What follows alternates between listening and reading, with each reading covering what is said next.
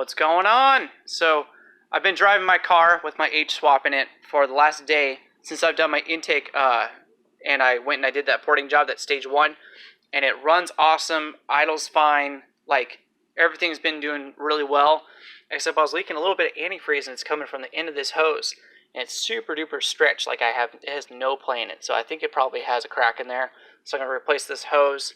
And then the reason I pulled it in tonight is because my rear motor mount is actually loose. So for as long as I've had this car, and it's been about 2.5 to 3 years now, this car, all it was bone stock with this H series, with this transmission, which is a P2A5, and it had this tri-Y header with a 2 1/4 freaking pieced together exhaust, which is actually over here. And it was all one piece. It's all welded together. You got your cat welded to a resonator, to an S-bend, and then like a coupler to that, and then that DC muffler.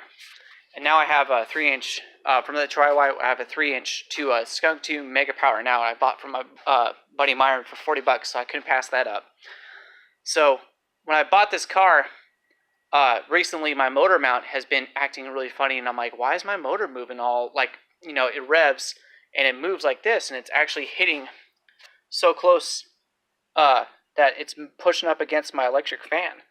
So I found out probably like a couple weeks ago, let me move my light real quick, that my motor mount right there, you can see that there's 2 bolts, one closest to me right there. I'm going to move it with my hand. It's loose. I'm like, what the heck?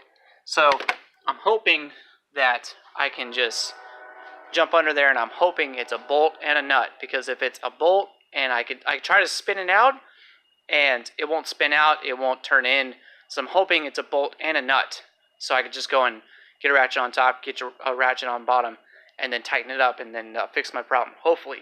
So yeah, that's what I'm planning on doing tonight. So that'll definitely be better for the drag strip for sure.